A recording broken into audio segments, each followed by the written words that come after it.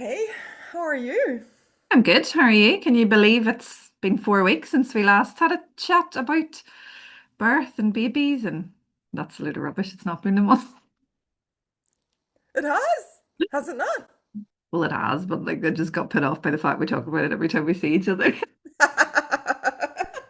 Well, it's the first time in a month that people can join in and watch us Yeah. and see what we have to say for sure. Oh God. But yeah, Oh, it is. And it's still raining, Tara. I know. So But you know, we're not exactly a country who ever has anything good to say on the news, but now that we're reporting like that we've had a rainy day every day in 2026, like this is what it's come to. I know it's quite something. Yeah, that rain has been something. I don't think I've ever seen it like that. Yeah, I know. Yeah, it's very. It's everything is turning into a swamp, really. Yeah.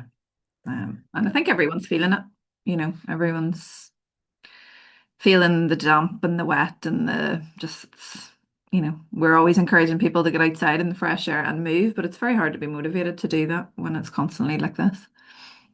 I got some yellow rain trousers. Did you? I Oh, was did. it like waterproofs? Yeah. Lovely. Yellow, cool. And I have been looking for a yellow pair for ages because I love yellow rain gear. Mm, Like it just makes me think of when I was a kid. yeah, Everything that had to do with staying dry was yellow. right. So I saw these and I was like, okay, I'm Very gonna good. get these. And Good color. they're nice. They're Mm. really you'll not miss me if you're gonna see like there's no chance of not seeing me with my yellow rain pants. But anyway, what's been happening for you in in your world? Um, So obviously February was a month that everyone was looking forward to come out of January, and we had Valentine's Day, and yeah, so within classes and stuff like that, we were talking about getting ready to meet the love of your life, which is obviously your baby. Mm-hmm. But then I know that you'd been talking about the sacrum, and that was also coming up a lot in classes too, in terms of um, a lot of women these days do use social media to educate themselves around birth, and that's not inherently a bad thing. But I think we can all agree that on social media, there's lots of trends, trends of this being talked about or trends about, and not even in the birth world. Yes. What was it last year? It was all talking about magnesium. Now this year it's all about creatine. I think there's always a trend, and for a long time in the birth world, it's been about being upright and mobile in your birth, but it's always been about that acronym UFO, upright, forwards, and open. Mm-hmm. But no one's really talking about that sacral mobility. That's the bigger picture. Mm-hmm. Because it doesn't matter whether I was going to say whether you're upright, but if your sacrum can't move, you probably could if you're upright. But yeah, we Mm-hmm. want to have that sacral mobility. And it's not really something, it always seems to be a real kind of, oh, I've never heard that when I talk about it in classes, or I also was very fortunate to be working with birth doula clients this month, and some babies have been born. So, and again, just seeing all of that in action, and maybe women not wanting to rest because they feel that they're not upright, forwards, and open. But in actual fact, no, we can rest and still have that sacral mobility. Mm-hmm. So yeah, it's something that I know we talk a lot about in our workshops and that we talk a lot about on our online platform. But I do think it's something that we need to talk more about. Mm. I think actually you could probably be upright and have a restricted sacrum still. I mean, that's my sort of the work that I do in my massage clinic is to have a feel for these supporting tissues around the hip and the sacrum. Hip so such a stable joint, so there's a lot of connections of muscles into there, but some of them connect also into the sacrum. So they're the ones I'd like to talk to in my sessions, to release them. And I actually did bring a sacrum. I haven't told you this yet, but I did bring a sacrum. Ooh! And I was just kind of showing that, there are muscular connections actually between your leg bone, between the very top of you know, your thigh bone and the sacrum there. And if they're very tight here, this movement that has to happen of the sacrum opening up, you can see if that's really not wanting to give. You could have an element of restrictions. And I mean, you know that as a yoga teacher anyway. And I mean, even as a woman, Mhm. me now, as I'm getting older, I can feel, you know, that my sacrum isn't just quite as mobile and bouncy as what it maybe was, I don't know, 15, 20 years ago, yeah. And in my clinic, I do assess for sacral mobility when and people will be side lying when I do that, you know, and I will kind of have a little check of how subtle I think these tissues are. So, I mean, it is something that you can do. I mean, in Born Through Yoga, we speak to this and we encourage people to movement. And I think you could quite likely, if you were dedicated to moving every day, or if you've just been for a sacral release and then you maintain that flexibility in there with the types of movement that's in our program for sure, and then carry that into the birth space. But yes, sacral mobility, I picked it for February to speak about in my Saturday love letters because also it's like as a chakra energetically, if we're talking about the energy that surrounds the sacral space, it's the space of connection, creativity, but relationships, all of that. So I thought it was a fitting theme for February. Mhm. And And we mostly work with women, and as a yoga teacher, most women carry their emotions and their trauma and all of that kind of stuff within that sacral area. yes, So it's just so much more than being upright forwards and open. It's a absolutely. lot to unpick, a lot to, a lot to unpick with emotions, a lot to unpick with the fascia, a lot to unpick with, yeah, movement. But I think people think that lying on your back is not the most optimal position because you're not working with gravity. But in actual fact, it's also about that kind of sacral mobility. Yeah, Um, absolutely. And to learn, I mean, you could learn you could be mobile in the sacrum and sit, and we show you, you know, like how to achieve that. So because some people might want to have an epidural, so they're gonna be sitting, it might be side to side at some point, but they might be sitting, and so you can achieve a solution yeah. that will allow for some movement even if you are sitting. But if that is not considered and you're asked to sit down, lie down, then even the most mobile sacrum then isn't Yeah. going to help you either. You know, if you're encouraged And even to lie from, down all the time. the what we would see with me, myself, having heavily tattooed skin, at the very top, Yes. coming down in towards the sacrum, how that just is like very resistant and um, you know, but I suppose this is what years of us specializing in what we do, we're nerds. We're total nerds Yeah. when it comes to this kind of stuff. You're like, oh, right, here's a problem now. Let's learn how to fix this, or not fix it, but work with it. And Yes. so yeah, there's a, and I do think that's where we dive so deep into certain things on our program. It Yeah. comes from experience working within the birth world. It comes from personal experience. The women that you see in your massage clinic that I see in yoga and in reflexology Mhm. as well. Like it's amazing the picture that the feet can tell too. Yes. Um, Yes. so yeah, the sacrum is a Absolutely. big, And then the thing always that I love, whenever you do take our couples through their movement session in the workshop, you know, you always point out how important neck mobility is for sacral mobility, and we haven't even touched on that yet, yeah. you know. But I think it's just like all aspects of birth. There's a very surface level conversation and then there's a bigger picture. Mm, I always talk about the likes of dilation. This is the thing that gets talked about all the time, but that's only one part of a big picture. Gravity and being upright is only just scratching the surface. You're getting into that sacrum. But um, I do think this is something that really needs to be talked about more, known about more, because we are in this sedentary lifestyle now.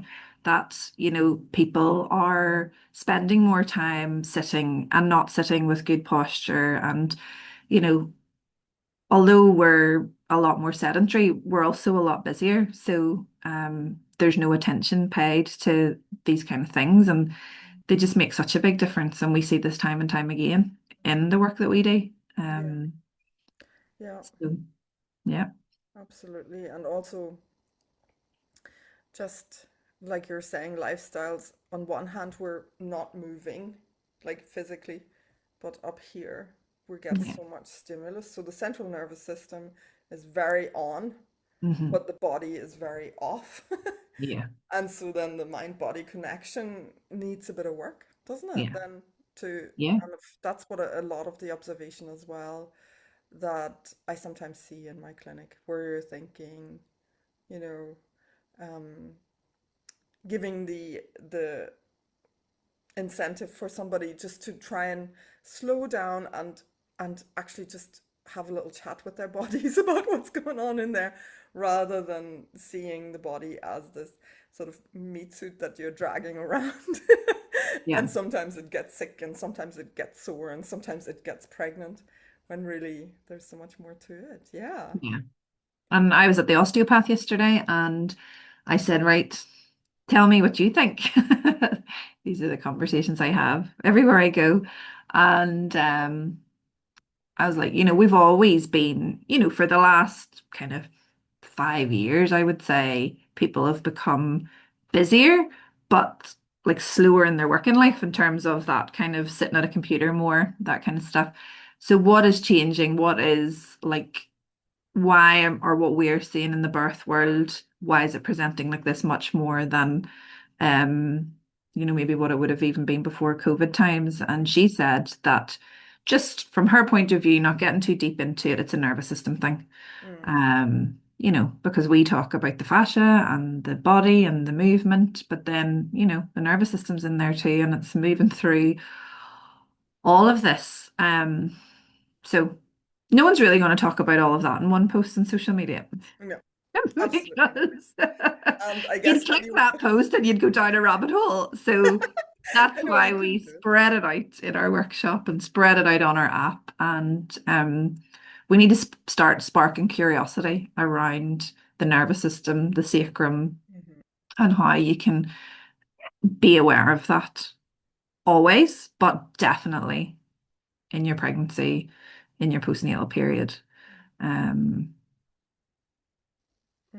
And as a couple, I think yes. whoever works into that space, their central nervous system is going to matter too. And Hmm. we talk Yeah. about that as well in our program. Is like, who enters and your support, your birth partner. Like, Yeah. what's their central nervous system like, and what conversations do you need to have before the big day? Yeah. And as much as our program is really focused on kind of movement and paying attention to your posture, and we do dive into a full hypnobirthing program. And one of the things that we talk about is fear release and how fear release is going to nurture your nervous system, having the conversations, talking them through different strategies to release fears, because those fears settle in your nervous system and in your body. And Mhm. when you're vulnerable, they come to the surface. And you don't want things like that hindering your birth. Yeah, absolutely. Yeah. So I think you have, what are you up to next? You're going to teach some kiddies? Yes, I am going to a lovely wee nursery and I teach so the youngest group are 2 to 3, and then the next group I take are age 4. So these are the curious kids. These are the kids that will say to me, Tara, you've got your hair cut. And they'll Oh. either say, oh, it's so beautiful, or no, I like it much longer. Oh, lovely. And then you'll read a story at the end, and then the girls will be sitting on your knee going, oh, I love your nail varnish. And yeah, all of it. They're so curious. And I don't know. This is where, these are natural yogis. They want to be curious and they want to ask questions, and um yeah, we need to start talking about the sacrum from age 2. Yes. And I think, yeah, I mean, kids are natural. I think people are natural yogis. If you catch them early, then Yeah. hopefully you're going to plant a seed and they're going to want to keep doing yoga. So yeah, I lovely don't think conversation. any, I think everyone is could be a natural yogi. There's so many types. Well, yoga is inherently a one thing, but there's so many types of yoga now, whether you go slow, whether you go fast. And, in my ladies' classes, some of them have been with me for so long, and the community around them is so lovely. But, I've been with them through the different life cycles, and some of them at the minute are going, you need to make relaxation shorter at the end of class. And I'm like, well, it's the very thing that you need. So if you keep saying that, I'm going to make it 5 minutes longer. Yes, because the And I'm thing like, you why don't is want it to too do, long? And they're like, because I'm thinking about what emails I need to reply to. And I can relate to that. That is me. And I'm trying to come out of that stage of like, I'm now moving into my 40s, right? I'm sorry, I'm in my 40s. But 20-year-old me and 30-year-old me, yeah, like all of those things like matter much more than sitting down and breathing and relaxing your nervous system. Whereas now it's like, no, we need to park that. And yes, so very often the things that you find difficult are the things your body actually needs. needs. Yeah, I remember my yoga teacher telling Yeah. me or telling us this, if a person doesn't like a pose, Do that's the more. pose they need Yeah. to do. I Yeah. know. And I think that applies to the pregnant body just as much, and maybe even more because you're so in tune, or more in tune when you're pregnant, isn't it? Your body is kind of trying to message stuff to you, and Yeah.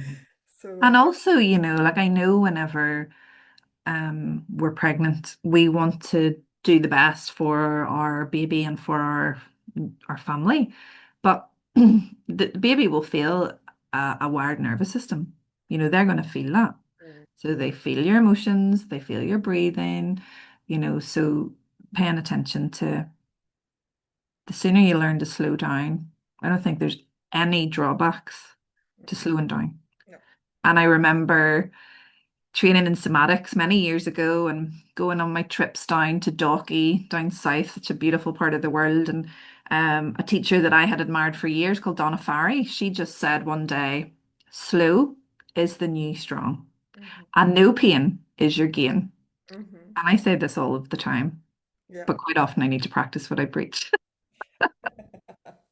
Don't But we all? yeah, there's no drawbacks to slowing down. None. You might not reply to all the emails, but do you ever get on top of that stuff?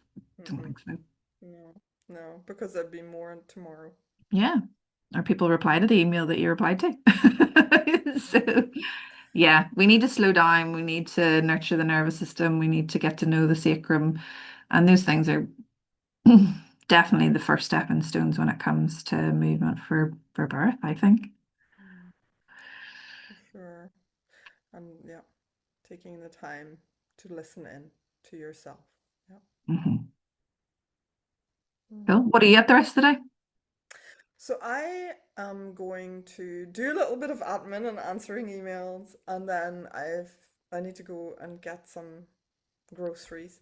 But then the rest of the day, I'm just gonna keep writing my book. Lovely. Very good.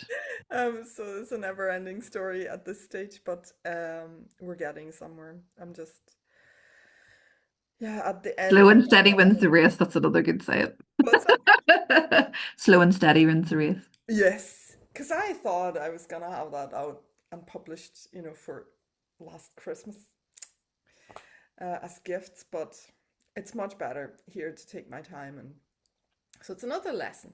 There's no Yeah. point in rushing, and it just, it's gonna be out there. So I'd rather know that I've nurtured it Mm. in the way that, you would any It'll be worth the any wait. of your babies. Yeah. Oh, cool. Well, it was nice talking to you as always. And our next Born Through Yoga workshop is in April, isn't that right? And then we always have access to the online program as well. And all of those are in our Linktree bio, aren't they? On social Yes, media and and on both of our websites and stuff as well. yes, and in the notes for this episode. pop these links in there as well. And just don't forget to subscribe either, because you can join us every month for Yeah. our conversations about what's topical, what's been popping up in the birth world in Northern Ireland and globally, I guess. Yeah.